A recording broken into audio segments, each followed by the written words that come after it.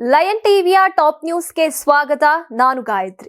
ಬಿಹಾರ ಚುನಾವಣೆಯ ರಿಸಲ್ಟ್ ರಾಜ್ಯ ರಾಜಕೀಯದಲ್ಲಿ ಬಹುದೊಡ್ಡ ಬದಲಾವಣೆ ತರುತ್ತೆ ಅನ್ನೋ ನಿರೀಕ್ಷೆ ನಿಜವಾಗಿದೆ. ದಿಢೀರ್ ಬೆಳವಣಿಗೆಯಲ್ಲಿ ಸಿಎಂ ಸಿದ್ದರಾಮಯ್ಯ ದೆಹಲಿಯಲ್ಲಿ ರಾಹುಲ್ ಗಾಂಧಿ, ಸೋನಿಯಾ ಗಾಂಧಿ ಅವರನ್ನ ಭೇಟಿಯಾದ್ರು. ರಾಹುಲ್ ಗಾಂಧಿ ಮುಂದೆ ಸಿದ್ದರಾಮಯ್ಯನವರು ಸೀದಾ ಸಚಿವ ಸಂಪುಟ ಪುನರ್ರಚನೆಯ ಪ್ರಸ್ತಾಪವನ್ನ ಮುಂದಿಟ್ಟಿದ್ದು ಗ್ರೀನ್ ಸಿಗ್ನಲ್ ಕೂಡ ಸಿಕ್ಕಿದೆ. ಹೈಕಮಾಂಡ್ ನಲ್ಲಿ ಸಿಎಂ ಸಿದ್ದರಾಮಯ್ಯ ಮೇಲುಗೈ ಸಾಧಿಸ್ತಾ ಇದ್ದಂತೆ ಸಚಿವ ಸ್ಥಾನದ ಆಕಾಂಕ್ಷಿಗಳ ಪಟ್ಟಿ ರೆಡಿಯಾಗಿದೆ. ಇನ್ನು ಕೆಪಿಸಿಸಿ ಅಧ್ಯಕ್ಷ ಡಿಕೆ ಶಿವಕುಮಾರ್ ಅವರು ದೆಹಲಿಯಲ್ಲಿ ತಮ್ಮದೇ ಪವರ್ ಶೇರಿಂಗ್ ದಾಳ ಉರುಳಿಸುವಂತ ನಿರೀಕ್ಷೆಗಳು ಗರಿಗೆದರಿದೆ. ಇನ್ನು ರಾಷ್ಟ್ರದ ಎಲ್ಲಾ ಪ್ರಮುಖ ಸುದ್ದಿಗಳ ವಿವರಗಳನ್ನ ಇವತ್ತಿನ ಟಾಪ್ ನ್ಯೂಸ್ ಅಲ್ಲಿ ನೋಡ್ತಾ ಹೋಗೋಣ. ಬಿಹಾರ ಎಲೆಕ್ಷನ್ ಮುಗಿಯೋದನ್ನೇ ಸಿಎಂ ಸಿದ್ದರಾಮಯ್ಯ ಕಾಯ್ತಾ ಇದ್ರು ಅನ್ಸುತ್ತೆ. ಇವತ್ತು ದೆಹಲಿ ಫ್ಲೈಟ್ ಹತ್ತಿದ ಸಿದ್ದು ಸೀದಾ ಜನಪಥ್ 10ನೇ ನಂಬರ್ ನಿವಾಸಕ್ಕೆ ಹೋದ್ರು. ಸೋನಿಯಾ ಗಾಂಧಿ ಅವರ ಯೋಗಕ್ಷೇಮ ವಿಚಾರಿಸಿ ಶುಭಾಶಯ ತಿಳಿಸಿದ್ರು. ಅದಾದ ಮೇಲೆ ರಾಹುಲ್ ಗಾಂಧಿ ಅವರ ಜೊತೆ ಮಹತ್ವದ ಚರ್ಚೆಯನ್ನ ನಡೆಸಿದ್ದಾರೆ. ರಾಹುಲ್ ಗಾಂಧಿ ಅವರು ಅಷ್ಟೇ ವೇಗವಾಗಿ ಸಿದ್ದರಾಮಯ್ಯ ಅವರ ಪ್ರಸ್ತಾಪಕ್ಕೆ ಗ್ರೀನ್ ಸಿಗ್ನಲ್ ಅನ್ನ ಕೊಟ್ಟಿದ್ದಾರೆ. ಇನ್ನು ಮುಂದೆ ರಾಜ್ಯ ರಾಜಕೀಯದಲ್ಲಿ ಅಸಲಿ ಆಟ ಶುರುವಾಗ್ತಾ ಇದೆ. ರಾಹುಲ್ ಗಾಂಧಿ ಅವರು ಇವತ್ತು ಸಿಎಂ ಸಿದ್ದರಾಮಯ್ಯ ಅವರಿಗೆ ಸಂಪುಟ ಪುನರ್ರಚನೆ ಮಾಡೋದಕ್ಕೆ ಅನುಮತಿ ನೀಡಿದ್ದಾರೆ. ಎಐಸಿಸಿ ಅಧ್ಯಕ್ಷ ಮಲ್ಲಿಕಾರ್ಜುನ್ ಖರ್ಗೆ ಹಾಗೇನೆ ವೇಣುಗೋಪಾಲ್ ಜೊತೆ ಚರ್ಚೆ ಮಾಡುವಂತೆ ಸೂಚಿಸಿದ್ದಾರೆ. ಒಂದು ದಿನದ ಮಟ್ಟಿಗೆ ದೆಹಲಿಗೆ ತೆರಳಿದ ಸಿಎಂ ಸಿದ್ದರಾಮಯ್ಯ ರಾಹುಲ್ ಗಾಂಧಿ ಅವರನ್ನ ಭೇಟಿ ಮಾಡಿ ರಾಜ್ಯಕ್ಕೆ ವಾಪಸ್ಸಾಗಿದ್ದಾರೆ. ಒಂದು ದಿನದ ಬಳಿಕ ಮತ್ತೆ ಸಿದ್ದರಾಮಯ್ಯ ದೆಹಲಿ ಪ್ರವಾಸವನ್ನ ಕೈಗೊಳ್ಳಲಿದ್ದಾರೆ. ಅಂದ್ರೆ ಸೋಮವಾರ ಸಿಎಂ ಮತ್ತೆ ದೆಹಲಿಗೆ ತೆರಳುವಂತ ಸಾಧ್ಯತೆ ಇದೆ. ಎಐಸಿಸಿ ಅಧ್ಯಕ್ಷ ಮಲ್ಲಿಕಾರ್ಜುನ್ ಖರ್ಗೆ ಅವರ ಜೊತೆ ಚರ್ಚೆ ನಡೆಸಿದ ಬಳಿಕ ಸಚಿವ ಸಂಪುಟ ಪುನರ್ರಚನೆಗೆ ಚಾಲನೆ ನೀಡಲಾಗಿದೆ. ಇನ್ನು ಕಾಂಗ್ರೆಸ್ ಮೂಲಗಳ ಪ್ರಕಾರ ಡಿಸೆಂಬರ್ನಲ್ಲಿ ಸಿಎಂ ಸಿದ್ದರಾಮಯ್ಯ ಸಂಪುಟ ಪುನರ್ರಚನೆಗೆ ಮುಹೂರ್ತ ಕೈಗೊಳ್ಳುವಂತ ಸಾಧ್ಯತೆ ಇದೆ. 8 ರಿಂದ 10 ಹಿರಿಯ ಸಚಿವರನ್ನ ಸಂಪುಟದಿಂದ ಕೈಬಿಟ್ಟು ಹೊಸಬರಿಗೆ ಮಂತ್ರಿಗಳಿಗೆ ನೀಡುವಂತ ಸಾಧ್ಯತೆ ಇದೆ ಎನ್ನಲಾಗ್ತಾ ಇದೆ. ಬಿಹಾರದಲ್ಲಿ ಮಹಾಗಠಬಂಧನ್ ಸೋತಿದ್ದು ಸಿಎಂ ಸಿದ್ದರಾಮಯ್ಯ ಅವರ ಕುರ್ಚಿಯನ್ನ ಸುಭದ್ರ ಮಾಡಿದೆ. ಕಾಂಗ್ರೆಸ್ ಸೋಲಿನ ಬಳಿಕ ಸಿದ್ದರಾಮಯ್ಯ ಅವರ ಬೆಂಬಲಿಗರಲ್ಲಿ ನಿರಾಳತೆ ಕಂಡುಬಂದಿದೆ. ಬಿಹಾರ ಚುನಾವಣೆ ಫಲಿತಾಂಶದಿಂದ ಕಾಂಗ್ರೆಸ್ ಹೈಕಮಾಂಡ್ ಆಘಾತಕ್ಕೆ ಒಳಗಾಗಿದೆ. ಹೀಗಾಗಿ ಕಾಂಗ್ರೆಸ್ ಹೈಕಮಾಂಡ್ ಕರ್ನಾಟಕದತ್ತ ಹೊರಳಲು ಸಾಕಷ್ಟು ಸಮಯ ಹಿಡಿಯಲಿದೆ. ಕಾಂಗ್ರೆಸ್ಗೆ ರಾಷ್ಟ್ರ ಮಟ್ಟದ ವರ್ಚಸ್ಸಿಗೆ ಆಗಬಲ್ಲಂತಹ ಒಬಿಸಿ ನಾಯಕ ಸಿದ್ದರಾಮಯ್ಯ ಅಧಿಕಾರದಲ್ಲಿ ಇದ್ದುಕೊಂಡೇ ಈ ನಿಟ್ಟಿನಲ್ಲಿ ಕೆಲಸ ಮಾಡಿದ್ರೆ ಪ್ರಭಾವ ಇರುತ್ತೆ ಅನ್ನುವುದು ಸಿದ್ದರಾಮಯ್ಯ ಕಡೆಯವರ ವಾದ. ಹಾಗಿರುವಾಗ ರಾಜ್ಯದಲ್ಲಿ ಸಮರ್ಥ ಮತ್ತೆ ರಾಜಕೀಯವಾಗಿಯೂ ಕೂಡ ಹಿಡಿತಾ ಇರುವಂತ ಒಬಿಸಿ ನಾಯಕನ ಅಭಿಲಾಷೆಗೆ ವ್ಯತಿರಿಕ್ತವಾಗಿ ಹೈಕಮಾಂಡ್ ನಡೆದುಕೊಳ್ಳುತ್ತೆ ಎನ್ನಲಾಗ್ತಾ ಇದೆ. ಡಿಸೆಂಬರ್ನಲ್ಲಿ ಬೆಳಗಾವಿ ಅಧಿವೇಶನ ನಡೀತಾ ಇದೆ. ಅದಾದ ಬಳಿಕ ಮುಂದಿನ ವರ್ಷದ ಬಜೆಟ್ ಸಿದ್ಧತೆ ಪ್ರಾರಂಭ ಆಗಲಿದೆ. ವಿಧಾನಮಂಡಲ ಅಧಿವೇಶನದ ನಂತರ ಸಂಪುಟ ಪುನರ್ರಚನೆಗೆ ಸಿಎಂ ಪ್ರಯತ್ನಿಸುವಂತ ಸಾಧ್ಯತೆ ಇರುತ್ತೆ. ಅದರ ಹೊರತಾಗಿ ನಾಯಕತ್ವದ ವಿಷಯದಲ್ಲಿ ತಕ್ಷಣಕ್ಕೆ ಯಾವುದೇ ನಿಲುವನ್ನ ಕಾಂಗ್ರೆಸ್ ಹೈಕಮಾಂಡ್ ಕೈಗೊಳ್ಳುವುದಕ್ಕೆ ವಾತಾವರಣ ಪೂರಕ ಆಗಿಲ್ಲ. ಇನ್ನು ಸಿಎಂ ಡಿಕೆ ಶಿವಕುಮಾರ್ ಅತ್ಯಂತ ಜಾಣತನದ ನಡೆಯನ್ನ ಅನುಸರಿಸ್ತಾ ಬರ್ತಾ ಇದ್ದಾರೆ. ಯಾವುದೇ ವಿಚಾರಕ್ಕೂ ಅವರು ಅತಿರೇಕದ ಪ್ರತಿಕ್ರಿಯೆಯನ್ನ ನೀಡ್ತಾ ಇಲ್ಲ. ಮೌನದಲ್ಲೇ ಅರ್ಥ ಹೊಮ್ಮಿಸುವಂತ ಪ್ರಯತ್ನದಲ್ಲಿ ಇದ್ದಾರೆ. ಈಗಿನ ಸನ್ನಿವೇಶದಲ್ಲಿ ರಕ್ಷಣಾತ್ಮಕ ಆಟ ಮುಂದುವರಿಸ್ತಾ ಇರೋದು ಡಿಸಿಎಂ ಅವರಿಗೂ ಕೂಡ ಯುಕ್ತವಾದ ಆಯ್ಕೆಯಾಗಬಲ್ಲದು ಅಂತ ವ್ಯಾಖ್ಯಾನಿಸಲಾಗ್ತಾ ಇದೆ. ಎಲೆಕ್ಷನ್ ರಿಸಲ್ಟ್ ಬಳಿಕ ಬಿಹಾರದಲ್ಲಿ ನೂತನ ಸಿಎಂ ಯಾರಾಗ್ತಾರೆ ಅನ್ನೋ ಕುತೂಹಲ ಜೋರಾಗಿದೆ. ಪ್ರಮುಖ ನಾಯಕರು ಮುಖ್ಯಮಂತ್ರಿ ನಿತೀಶ್ ಕುಮಾರ್ ಅವರನ್ನ ಭೇಟಿ ಮಾಡೋದಕ್ಕೆ ಅವರ ನಿವಾಸಕ್ಕೆ ಭೇಟಿ ನೀಡಿದ್ದಾರೆ. ದೆಹಲಿಯಲ್ಲಿ ನೂತನ ಸರ್ಕಾರ ರಚಿಸುವಂತ ಚರ್ಚೆಗಳು ಆರಂಭ ಆಗಿದೆ. ಎನ್ಡಿಎ ಮೈತ್ರಿಕೂಟದ ಭರ್ಜರಿ ಗೆಲುವಿನ ಬೆನ್ನಲ್ಲೇ ಬಿಹಾರದ ನೂತನ ಸಿಎಂ ಯಾರಾಗ್ಲಿದ್ದಾರೆ? ಹಾಲಿ ಮುಖ್ಯಮಂತ್ರಿ ನಿತೀಶ್ ಕುಮಾರ್ ಅವರೇ ಸಿಎಂ ಗಾದಿಯಲ್ಲಿ ಮುಂದುವರಿತಾರಾ ಅನ್ನುವಂತ ಪ್ರಶ್ನೆಗಳು ಉದ್ಭವಿಸಿವೆ. ಎನ್ಡಿಎ ಮೈತ್ರಿಕೂಟದ ಭಾಗವಾಗಿದ್ದ ಚಿರಾಗ್ ಪಾಸ್ವಾನ್ ನೇತೃತ್ವದ ಎಲ್ಜೆಪಿ ಬಿಹಾರ ಚುನಾವಣೆಯಲ್ಲಿ ಸ್ಪರ್ಧಿಸಿದ್ದ 28 ಕ್ಷೇತ್ರಗಳ ಪೈಕಿ 20ರಲ್ಲಿ ಗೆಲುವನ್ನ ಪಡೆದಿದ್ದು ಅತ್ಯುತ್ತಮ ಸಾಧನೆಯನ್ನ ಮಾಡಿದೆ. ಎನ್ಡಿಎ ಗೆಲುವಿನ ಬಗ್ಗೆ ಮಾತನಾಡಿರುವಂತಹ ಚಿರಾಗ್ ಪಾಸ್ವಾನ್ ಬಿಹಾರದ ಮುಂದಿನ ಸಿಎಂ ಯಾರು ಅನ್ನೋದ್ರ ಬಗ್ಗೆ ಪ್ರತಿಕ್ರಿಯೆ ನೀಡಿದ್ದಾರೆ. ನಿತೀಶ್ ಕುಮಾರ್ ರಾಜ್ಯದ ಮುಖ್ಯಮಂತ್ರಿಯಾಗಿ ಮುಂದುವರಿತಾರೆ ಅನ್ನುವಂತ ವಿಶ್ವಾಸ ಇದೆ. ತೇಜಸ್ವಿ ಯಾದವ್, ರಾಹುಲ್ ಗಾಂಧಿ ನೇತೃತ್ವದ ವಿರೋಧ ಪಕ್ಷಗಳ ಮೈತ್ರಿಕೂಟದ ದುರಂಕಾರನೆ ಈ ಭರ್ಜರಿ ಸೋಲಿಗೆ ಕಾರಣ ಅಂತ ಪಾಸ್ವಾನ್ ಹೇಳಿದ್ದಾರೆ. ಆಮೇಲೆ ಎನ್ಡಿಎ ಪಾಲುದಾರರ ಒಗ್ಗಟ್ಟಿನ ಮೇಲಿನ ಜನರ ನಂಬಿಕೆ ಗೆಲುವಿಗೆ ಕಾರಣ ಅಂತ ಹೇಳಿದ್ದಾರೆ.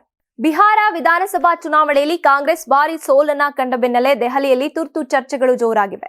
ರಾಹುಲ್ ಗಾಂಧಿ ಅವರು ಎಐಸಿಸಿ ಅಧ್ಯಕ್ಷ ಮಲ್ಲಿಕಾರ್ಜುನ್ ಖರ್ಗೆ ಅವರ ರಾಜಾಜಿ ಮಾರ್ಗ್ ನಿವಾಸದಲ್ಲಿ ಪ್ರಮುಖ ಸಭೆಯನ್ನ ನಡೆಸ್ತಾ ಇದ್ದಾರೆ. ಬಿಹಾರ ಫಲಿತಾಂಶದ ನಂತರ ಪಕ್ಷದ ಮುಂದಿನ ನಡೆ ಏನು ಅನ್ನೋದರ ಕುರಿತು ಗಂಭೀರ ಚರ್ಚೆ ನಡೀತಾ ಇದೆ. ಇನ್ನು ಈ ಸಭೆಯಲ್ಲಿ ಎಐಸಿಸಿ ಪ್ರಧಾನ ಕಾರ್ಯದರ್ಶಿ ಕೆಸಿ ವೇಣುಗೋಪಾಲ್, ಖಜಾಂಚಿ ಅಜಯ್ ಮಾಕನ್ ಮತ್ತೆ ಬಿಹಾರ ಉಸ್ತುವಾರಿ ಕೃಷ್ಣ ಅಲ್ಲಾ ಅವರು ಸೇರಿದ್ದಾರೆ. ಬಿಹಾರದಲ್ಲಿ ಕಾಂಗ್ರೆಸ್ಗೆ ಉಂಟಾದಂತಹ ಹಿನ್ನಡೆಯ ಕಾರಣಗಳ ಬಗ್ಗೆ ವಿಶ್ಲೇಷಣೆ, ಮೈತ್ರಿ ವ್ಯವಸ್ಥೆಯ ದೌರ್ಬಲ್ಯ ಮತ್ತೆ ಮುಂದಿನ ಚುನಾವಣಾ ತಂತ್ರಗಳ ಬಗ್ಗೆ ವ್ಯಾಪಕ ಚರ್ಚೆ ನಡೀತಾ ಇದೆ. ಫಲಿತಾಂಶದ ಬಗ್ಗೆ ಪ್ರತಿಕ್ರಿಯೆ ನೀಡಿದ ರಾಹುಲ್ ಗಾಂಧಿ, ಈ ಬಾರಿಯ ಚುನಾವಣೆಗಳು ಆರಂಭದಿಂದಲೇ ನ್ಯಾಯಸಮ್ಮತ ಆಗಿರ್ಲಿಲ್ಲ. ನಾವು ಸಂವಿಧಾನ ಮತ್ತೆ ಪ್ರಜಾಪ್ರಭುತ್ವದ ರಕ್ಷಣೆಗಾಗಿ ಹೋರಾಡ್ತಿದ್ದೀವಿ, ಜನಾದೇಶವನ್ನ ಗೌರವಿಸ್ತೀವಿ, ಸೋಲಿನ ಪರಿಶೀಲನೆ ಮಾಡ್ತೀವಿ ಅಂತ ಹೇಳಿದ್ದಾರೆ. ಬಿಹಾರದ ಸೋಲು ಅದಾದ ನಂತರ ಕಾಂಗ್ರೆಸ್ ತಮ್ಮ ಸಂಘಟನೆಯ ಪುನರ್ ವಿಮರ್ಶೆಗೆ ಸಿದ್ಧವಾಗಿದೆ. ಬಿಹಾರದಲ್ಲಿ ಎನ್ಡಿಎ ಭರ್ಜರಿ ಐತಿಹಾಸಿಕ ಗೆಲುವನ್ನ ಸಾಧಿಸಿದೆ. ನಿತೀಶ್ ಕುಮಾರ್ ನರೇಂದ್ರ ಮೋದಿ ಜೋಡಿ ಮಹಾಗಠಬಂಧನ್ ಅನ್ನ ಸಂಪೂರ್ಣವಾಗಿ ಕುಸಿತಗೊಳಿಸಿದೆ. ಗ್ಯಾರಂಟಿ ಉಚಿತಗಳು ರಾಜಕೀಯಕ್ಕೆ ಬಿಹಾರದ ಜನರು ಸ್ಪಷ್ಟ ಉತ್ತರವನ್ನ ನೀಡಿದ್ದಾರೆ. ಇನ್ನು ಈ ಜಯದ ಹೊತ್ತಲ್ಲೇ ಮೋದಿ ಪಶ್ಚಿಮ ಬಂಗಾಳದತ್ತ ಗಮನ ಹರಿಸಿದ್ದಾರೆ. ಲೋಕಸಭೆಯಿಂದ ಮಹಾರಾಷ್ಟ್ರ, ಹರಿಯಾಣ, ದೆಹಲಿ, ಈಗ ಬಿಹಾರ, ಎಲ್ಲೆಡೆ ಕಮಲವೇ ಜಯ. 25 ವರ್ಷಗಳ ನಂತರ ದೆಹಲಿ, ಈಗ ಬಿಹಾರ. ಮುಂದಿನ ಗುರಿ ಪಶ್ಚಿಮ ಬಂಗಾಳ ಅಂತ ಪ್ರಧಾನಿ ಮೋದಿ ಘೋಷಣೆ ಮಾಡಿದ್ದಾರೆ. ಎನ್ಡಿಎ ಗೆಲುವಿನ ರಹಸ್ಯ M+Y ಮಹಿಳೆಯರು, ಯುವಕರು ಅಂತ ಸ್ಪಷ್ಟ ಸಂದೇಶವನ್ನ ನೀಡಿದ್ದಾರೆ. ಇನ್ನು ಭಾರಿ ಸೋಲಿನ ಬಳಿಕ ಕಾಂಗ್ರೆಸ್ ಇವಿಎಂ ಪ್ರಶ್ನೆಗೆ ಮರಳಿದೆ. ರಾಹುಲ್ ಗಾಂಧಿ ಫಲಿತಾಂಶ ಆಶ್ಚರ್ಯಕರ ಅಂತ ಹೇಳಿದ್ದಾರೆ. ಮುಂದಿನ ಅಸ್ಸಾಂ, ತಮಿಳುನಾಡು, ಕೇರಳ, ಬಂಗಾಳ ಚುನಾವಣೆಗಳ ಮುನ್ನ ಬಿಹಾರ ಜಯ ಬಿಜೆಪಿಗೆ ದೊಡ್ಡ ಬೂಸ್ಟ್. ಈಗ ಪಶ್ಚಿಮ ಮತ್ತೆ ದಕ್ಷಿಣ ಭಾರತದಲ್ಲೇ ಕೇಸರಿ ಗಾಳಿ ಬೀಸುವಂತ ಎಲ್ಲಾ ಲಕ್ಷಣಗಳು ಎದ್ದು ಕಾಣ್ತಾ ಇವೆ. ಬಿಹಾರ ವಿಧಾನಸಭೆ ಚುನಾವಣೆಯಲ್ಲಿ ಎನ್ಡಿಎ ಮೈತ್ರಿಕೂಟ ಭರ್ಜರಿ ಗೆಲುವನ್ನ ಸಾಧಿಸಿದ ನಂತರ ಅದರ ರಾಜಕೀಯ ಪರಿಣಾಮಗಳು ಈಗ ಕರ್ನಾಟಕದಲ್ಲೂ ಕಾಣಿಸ್ತಾ ಇವೆ. ವಿಶೇಷವಾಗಿ ಜೆಡಿಎಸ್ ಬಿಜೆಪಿ ಮೈತ್ರಿಗೆ ಹೊಸ ಜೀವ ತುಂಬಿದಂತಾಗಿದೆ. ಬಿಹಾರದಲ್ಲಿ ಪ್ರಾದೇಶಿಕ ಪಕ್ಷಗಳನ್ನ ಜೊತೆಗಿಟ್ಟುಕೊಂಡು ಬಿಜೆಪಿ ದೊಡ್ಡ ಗೆಲುವನ್ನ ಸಾಧಿಸ್ತಾ ಇರೋದು ಇಲ್ಲಿ ಕೂಡ ಮೈತ್ರಿ ಮಾದರಿ ವರ್ಕೌಟ್ ಆಗಬಹುದು ಅಂತ ನಿರೀಕ್ಷೆ ಹೆಚ್ಚಿಸಿದೆ. ಹಿಂದಿನ ಚುನಾವಣೆಯ ಹೀನಾಯ ಸೋಲಿನ ಬಳಿಕ ಅಸ್ತಿತ್ವ ಕ್ರಿಸಿಸ್ ಎದುರಿಸ್ತಾ ಇದ್ದಂತ ಜೆಡಿಎಸ್ ಅನ್ನ HD ದೇವೇಗೌಡರು ಎನ್ಡಿಎ ಮೈತ್ರಿಗೆ ಸೇರಿಸೋದ್ರ ಮೂಲಕ ಉಳಿಸಿಕೊಂಡಿದ್ದಾರೆ. ಇನ್ನು HD ಕುಮಾರಸ್ವಾಮಿಗೆ ಕೇಂದ್ರ ಕ್ಯಾಬಿನೆಟ್ ಸ್ಥಾನ ದೊರಕಿರೋದು ಪಕ್ಷಕ್ಕೆ ಹೊಸ ಬಲ ನೀಡಿತು. ಈಗ ಬಿಹಾರದ ಗೆಲುವು ಜೆಡಿಎಸ್ಗೆ ಮತ್ತಷ್ಟು ಹುರುಪನ್ನ ತಂದಿದ್ದು ಮೈತ್ರಿಯನ್ನ ಗಟ್ಟಿಗೊಳಿಸುವತ್ತ ಪಕ್ಷದಲ್ಲಿ ಚಿಂತನೆ ವೇಗವಾಗ್ತಾ ಇದೆ. ಮುಂದಿನ ವಿಧಾನಸಭಾ ಚುನಾವಣೆಗೆ ಬಿಜೆಪಿ ಜೆಡಿಎಸ್ ಮೈತ್ರಿ ಸಕ್ರಿಯವಾಗಿ ತಯಾರಾಗ್ತಾ ಇದ್ದು ಸಂಘಟನೆ ಬಲಪಡಿಸೋದು, ಕಾರ್ಯಕರ್ತರ ಒಗ್ಗಟ್ಟು ತೋರಿಸೋದು, ಸಮಾವೇಶಗಳ ಮೂಲಕ ಮೈತ್ರಿಯ ಶಕ್ತಿ ಪ್ರದರ್ಶಿಸೋದಕ್ಕೆ ಯೋಜನೆಗಳು ಸಿದ್ಧವಾಗ್ತಾ ಇವೆ. 25 ವರ್ಷ ಪೂರೈಸ್ತಾ ಇರುವಂತಹ ಜೆಡಿಎಸ್ ಇದೀಗ ಹೊಸ ಉತ್ಸಾಹದೊಂದಿಗೆ 2028ರ ದೊಡ್ಡ ರಾಜಕೀಯ ಕದನಕ್ಕೆ ಸಜ್ಜಾಗ್ತಾ ಇದೆ. ಬಿಹಾರ ವಿಧಾನಸಭಾ ಚುನಾವಣೆಯಲ್ಲಿ ಎನ್ಡಿಎ ಭರ್ಜರಿ ಗೆಲುವು ಸಾಧಿಸಿದ ನಂತರ ಅದರ ರಾಜಕೀಯ ಕಂಪನಗಳು ಈಗ ಕರ್ನಾಟಕಕ್ಕೂ ತಲುಪಿವೆ. ಬಿಹಾರ ರಿಸಲ್ಟ್ ಪ್ರಾದೇಶಿಕ ಪಕ್ಷಗಳಿಗೆ ಬೂಸ್ಟ್ ನೀಡಿರೋದ್ರಿಂದ ಜೆಡಿಎಸ್ಗೆ ಹೊಸ ಉತ್ಸಾಹ ಸಿಕ್ಕಿದಂತಾಗಿದೆ. ಇದೇ ಕಾರಣಕ್ಕೆ ಬಿಹಾರ್ ಎಫೆಕ್ಟ್ ಕರ್ನಾಟಕದಲ್ಲೂ ಗೋಚರಿಸ್ತಾ ಇದೆ. ಇನ್ನು ಬಿಹಾರದಲ್ಲಿ ನಿತೀಶ್ ಕುಮಾರ್ ಅವರ ಜೆಡಿಯು ಹೇಗೆ ಮೈತ್ರಿಯಲ್ಲಿ ಪ್ರಭಾವ ಬೀರ್ತು ಅನ್ನುವುದೇ ಈಗ ಜೆಡಿಎಸ್ ನಾಯಕತ್ವಕ್ಕೂ ಕೂಡ ಹೊಸ ಆತ್ಮವಿಶ್ವಾಸ ತಂದಿದೆ. ಜೆಡಿಎಸ್ ಈಗ ರಾಜ್ಯಾದ್ಯಂತ ಸಂಘಟನೆ ಬಲಪಡಿಸುವುದಕ್ಕೆ ಕೋರ್ ಕಮಿಟಿ ಬದಲಾವಣೆ ಮಾಡಿ ಹೊಸ ನೇಮಕಗಳನ್ನ ಸ್ಪೀಡ್ ನಲ್ಲಿ ಮಾಡ್ತಾ ಇದೆ. 2028ರ ಚುನಾವಣೆಯತ್ತ ನೋಟ ಹಾಯಿಸಿ ಮೈತ್ರಿ ರಾಜಕೀಯಕ್ಕೆ ಪ್ಲಾನಿಂಗ್ ಶುರುವಾಗಿದೆ. ಕಳೆದ ಲೋಕಸಭೆಯಲ್ಲಿ ಬಿಜೆಪಿ ಜೆಡಿಎಸ್ ಮೈತ್ರಿ ಹೆಚ್ಚು ಪರಿಣಾಮ ತೋರದೆ ಇದ್ರೂ ಕೂಡ ಈಗ ಬಿಹಾರದ ಗೆಲುವು ಮೈತ್ರಿ ಮಾದರಿ ಕೆಲಸ ಮಾಡುವಂತಹ ಸಾಧ್ಯತೆ ರಾಜ್ಯ ರಾಜಕೀಯದಲ್ಲಿ ಮತ್ತೆ ಚರ್ಚೆಗೆ ಬಂದಿದೆ. ಕುಂಠಿತಗೊಂಡಿದ್ದಂತ ಜೆಡಿಎಸ್ ಈಗ ಫುಲ್ ಆಕ್ಟಿವ್ ಮೋಡ್ಗೆ ಬಂದು ಸಂಘಟನೆಯ ಗೇರ್ ಬದಲಿಸಿದೆ. ಮುಂದಿನ ದಿನಗಳಲ್ಲಿ ಏನು ದೊಡ್ಡ ನಿರ್ಧಾರ ಹೊರ ಬೀಳಬಹುದು ಅನ್ನುವಂತ ಕುತೂಹಲ ರಾಜ್ಯದಲ್ಲಿ ಹೆಚ್ಚಾಗಿದೆ. ಬಿಹಾರ ಚುನಾವಣಾ ಫಲಿತಾಂಶ ಹೊರಬಿದ್ದ ನಂತರ ಕರ್ನಾಟಕ ಬಿಜೆಪಿ ಅಧ್ಯಕ್ಷ BY ವಿಜಯೇಂದ್ರ ಮುಂದುವರಿಕೆ ಬಗ್ಗೆ ಪಕ್ಷದೊಳಗಿನ ಚರ್ಚೆ ಮತ್ತೆ ಜೋರಾಗಿದೆ. ಚುನಾವಣೆಗೂ ಮುನ್ನ ವಿರಾಮ ಪಡೆದಿದ್ದ ಈ ವಿಚಾರ ಈಗ ಪುನಃ ತಲೆದೂರಿದೆ. ವಿಜಯೇಂದ್ರ ವಿರುದ್ಧ ಅಸಮಾಧಾನ ಹೊಂದಿದ್ದ ಕೆಲ ನಾಯಕರು ಮತ್ತೆ ಸಕ್ರಿಯರಾಗುವಂತ ಲಕ್ಷಣಗಳಿವೆ. ರಾಷ್ಟ್ರೀಯ ಮತ್ತೆ ರಾಜ್ಯ ಮಟ್ಟದ ಅಧ್ಯಕ್ಷರ ನೇಮಕಾತಿ ಪ್ರಕ್ರಿಯೆ ಶೀಘ್ರ ಪ್ರಾರಂಭ ಆಗೋ ನಿರೀಕ್ಷೆ ಇದೆ. ಈ ಹಿನ್ನೆಲೆ ವಿಜಯೇಂದ್ರ ಅವರನ್ನ ಇನ್ನೂ ಒಂದು ಅವಧಿಗೆ ರಾಜ್ಯಾಧ್ಯಕ್ಷರನ್ನಾಗಿ ಉಳಿಸುವಂತ ಸಾಧ್ಯತೆ ಹೆಚ್ಚು ಅಂತ ಪಕ್ಷದ ವಲಯ ಮತ್ತೆ ರಾಜಕೀಯ ವಿಶ್ಲೇಷಕರು ಹೇಳ್ತಾ ಇದ್ದಾರೆ. ಬಿಹಾರ ಫಲಿತಾಂಶದ ಪರಿಣಾಮವಾಗಿ ಕರ್ನಾಟಕದಲ್ಲೂ ಕೂಡ ಬಿಜೆಪಿ ಜೆಡಿಎಸ್ ಮೈತ್ರಿ ಮತ್ತಷ್ಟು ಗಟ್ಟಿಯಾಗೋ ನಿರೀಕ್ಷೆ ಇದೆ. ಇನ್ನು ಮುಂದಿನ ಸ್ಥಳೀಯ ಸಂಸ್ಥೆ ಚುನಾವಣೆಗಳಿಂದ 2028ರ ವಿಧಾನಸಭೆ ಚುನಾವಣೆವರೆಗೂ ಕೂಡ ಒಂದೇ ತಂತ್ರದ ಅಡಿಯಲ್ಲಿ ಸಾಗೋದಕ್ಕೆ ಉಭಯ ಪಕ್ಷಗಳು ಯೋಜನೆಯನ್ನ ರೂಪಿಸ್ತಾ ಇವೆ. ಮುಧೋಳದಲ್ಲಿ ಕಬ್ಬು ಬೆಳೆಗಾರರ ಹೆಸರಿನಲ್ಲಿ ಕಬ್ಬು ತುಂಬಿದ್ದ ಟ್ರ್ಯಾಕ್ಟರ್ಗಳಿಗೆ ಬೆಂಕಿ ಹತ್ತಿದ ಘಟನೆ ರಾಜ್ಯದೆಲ್ಲೆಡೆ ಚರ್ಚೆಗೆ ಗ್ರಾಸವಾಗಿದೆ.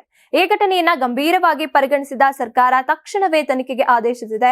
ರೈತರು ಮತ್ತೆ ರೈತ ಮುಖಂಡರು ಇದು ನಮ್ಮ ಕೆಲಸ ಅಲ್ಲ ಅಂತ ಸ್ಪಷ್ಟನೆ ನೀಡಿರುವಂತಹ ಹಿನ್ನೆಲೆಯಲ್ಲಿ ಸಿಎಂ ಸಿದ್ದರಾಮಯ್ಯ ಅವರು ಬೆಂಕಿ ಹಚ್ಚಿಸಿದವರು ಯಾರು, ನಿಜವಾದ ಕಾರಣ ಏನು ಅನ್ನೋದರ ಕುರಿತು ಸಂಪೂರ್ಣ ತನಿಖೆ ನಡೆಸಿ ತಪ್ಪಿತಸ್ಥರ ವಿರುದ್ಧ ಕಟ್ಟುನಿಟ್ಟಿನ ಕ್ರಮ ಕೈಗೊಳ್ಳೋದಾಗಿ ಹೇಳಿದ್ದಾರೆ. ಇನ್ನು ಈ ವಿಷಯದ ನಡುವೆನೆ ರಾಜಕೀಯದ ತಾಪ ಕೂಡ ಹೆಚ್ಚಾಗಿದೆ. ಬಿಜೆಪಿ ರಾಜ್ಯಾಧ್ಯಕ್ಷ ಬಿವೈ ವಿಜಯೇಂದ್ರ ಅವರು ಸಿಎಂ ಮೇಲೆ ತೀವ್ರ ವಾಗ್ದಾಳಿಯನ್ನ ನಡೆಸಿದ್ದಾರೆ. ಜವಾಬ್ದಾರಿಯುತ ಸರ್ಕಾರ ವಿಷಯದ ಗಂಭೀರತೆಯನ್ನ ಅರ್ಥ ಮಾಡ್ಕೊಳ್ಳದೆ ಕೇವಲ ಕಾರಣ ಹೇಳ್ತಾ ಕಾಲಕ್ಷೇಪ ಮಾಡ್ತಾ ಇದೆ. ಸರ್ಕಾರದ ನಿಷ್ಪ್ರಯೋಜಕ ಏನು ರೈತರ ಆಕ್ರೋಶಕ್ಕೆ ಕಾರಣ ಅಂತ ಆರೋಪಿಸಿದ್ದಾರೆ. ಇನ್ನು ಕಬ್ಬು ಬೆಳೆಗಾರರ ಬೇಡಿಕೆಗಳು ಸಂಪೂರ್ಣ ನ್ಯಾಯಸಮ್ಮತ ಆಗಿದ್ರೂ ಸರ್ಕಾರ ಪರಿಹಾರ ನೀಡುವಲ್ಲಿ ವಿಫಲವಾಗಿದೆ ಅಂತ ಅವರು ಚಾಟಿ ಬೀಸಿದ್ದಾರೆ. ಇನ್ನಾದ್ರೂ ಕೂಡ ಸರ್ಕಾರ ಎಚ್ಚರಕ್ಕೆ ಬಂದು ರೈತರ ಸಂಕಷ್ಟಕ್ಕೆ ಗಂಭೀರವಾಗಿ ಸ್ಪಂದಿಸಬೇಕು. ಕೇಂದ್ರದ ಮೇಲೆ ಹೊಣೆ ತಳ್ಳುವ ರಾಜಕೀಯ ನಾಟಕ ನಿಲ್ಲಿಸಿ ರೈತರ ಬೇಡಿಕೆಗಳಿಗೆ ತಕ್ಷಣ ತೀರ್ಮಾನ ತೆಗೆದುಕೊಳ್ಬೇಕು ಅಂತ ವಿಜಯೇಂದ್ರ ಆಗ್ರಹಿಸಿದ್ದಾರೆ. ರೈತರು ಈಗ ಬೋಧಿಗಿಳಿದಿರುವುದರಿಂದ ಸಿಎಂ ತಕ್ಷಣ ಅವರೊಂದಿಗೆ ಮಾತುಕತೆ ನಡೆಸಿ ಸ್ಪಷ್ಟ ಪರಿಹಾರ ಘೋಷಿಸಬೇಕು ಅಂತ ಒತ್ತಡ ಹೆಚ್ಚಾಗಿದೆ. ಕನ್ನಡ ಚಿತ್ರರಂಗದ ನಟಿಯೊಬ್ಬರಿಗೆ ಕಿರುಕುಳ ನೀಡಿದ ಪ್ರಕರಣದಲ್ಲಿ ಎವಿಆರ್ ಗ್ರೂಪ್ ಸಂಸ್ಥಾಪಕ ಅರವಿಂದ್ ರೆಡ್ಡಿಯನ್ನ ಪೊಲೀಸರು ಬಂಧಿಸಿದ್ದಾರೆ. ಎಸಿಪಿ ಚಂದನ್ ಅವರ ನೇತೃತ್ವದ ತಂಡ ಶ್ರೀಲಂಕಾದಿಂದ ಬೆಂಗಳೂರಿಗೆ ಮರಳುತ್ತಾ ಇದ್ದಂತ ಅರವಿಂದ್ ಅವರನ್ನ ವಶಕ್ಕೆ ಪಡೆದುಕೊಂಡಿದ್ದು ಕಳೆದ ತಿಂಗಳು 17ರಂದು ನಟಿಯ ದೂರಿನ ಆಧಾರದಲ್ಲಿ ಪ್ರಕರಣ ದಾಖಲಾಗಿತ್ತು. 2021ರಲ್ಲಿ ನಟಿ ಅರವಿಂದ್ ಪರಿಚಯ ಹೆಚ್ಚಾಗಿದ್ದು 2022ರಲ್ಲಿ ಶ್ರೀಲಂಕಾದಲ್ಲಿ ನಡೆದ ಲಾರ್ಡ್ಸ್ ಕ್ರಿಕೆಟ್ ಕಪ್ ಉದ್ಘಾಟನೆಗೆ ನಟಿಯನ್ನ ಆಹ್ವಾನಿಸಿದ ಬಳಿಕ ಇಬ್ಬರ ನಡುವೆ ಸ್ನೇಹ ಗಾಢಗೊಂಡಿತ್ತು. ಆದ್ರೆ ಅದೇ ವರ್ಷ ಆಗಸ್ಟ್ನಲ್ಲಿ ಅರವಿಂದ್ ಏಕಾಏಕಿ ಸಂಪರ್ಕ ಕಡಿತಗೊಳಿಸಿದ್ರಿಂದ ನಟಿಗೆ ಅನುಮಾನ ಹುಟ್ಟಿತ್ತು. ಅದಾದ ನಂತರ ಅವನು ಮತ್ತೆ ಸಂಪರ್ಕಿಸಿ ಅಸ್ವಸ್ಥ ವರ್ತನೆ ಮತ್ತೆ ಪ್ರದರ್ಶಿಸೋದನ್ನ ಅಂತ ದೂರನ್ನ ಅವರು ನೀಡ್ತಾರೆ. ಯಾರು ನಟಿ ಅರವಿಂದ್ ನಂತರ ನಟಿಗೆ ನಿರಂತರ ಕಿರುಕುಳ ನೀಡಿ ಮದುವೆ ಆಗ್ತೀನಿ ಅಂತ ಒತ್ತಡ ಹೇರ್ತಾ ಇದ್ದ. ಈ ಒತ್ತಡದಿಂದ ಹೆದರಿ ನಟಿ 100 ಮಾತ್ರೆಗಳನ್ನ ನುಂಗಿ ಆತ್ಮಹತ್ಯೆಗೆ ಪ್ರಯತ್ನಿಸಿದ್ದಾಗಿ ಎಫ್ಐಆರ್ ನಲ್ಲಿ ವಿವರಿಸಲಾಗಿದೆ. ಇನ್ನು ಪ್ರಕರಣವನ್ನ ಗಂಭೀರವಾಗಿ ಪರಿಣಮಿಸಿರುವಂತಹ ಪೊಲೀಸರು ಅರವಿಂದ್ ಅವರನ್ನ ಕಿರುಕುಳ, ಮಾನಸಿಕ ಒತ್ತಡ ಮತ್ತೆ ಬೆದರಿಕೆ ಕುರಿತಂತೆ ತನಿಖೆಯನ್ನ ಮುಂದುವರಿಸ್ತಾ ಇದ್ದಾರೆ. ಇದಿಷ್ಟು ಈ ಹೊತ್ತಿನ ಟಾಪ್ ಸ್ಟೋರಿಗಳು. ಮತ್ತಷ್ಟು ಇಂಟ್ರೆಸ್ಟಿಂಗ್ ಸುದ್ದಿಗಳನ್ನ ನೋಡೋದಕ್ಕೆ ನೋಡ್ತಾ ಇರಿ ಲಯನ್ ಟಿವಿ.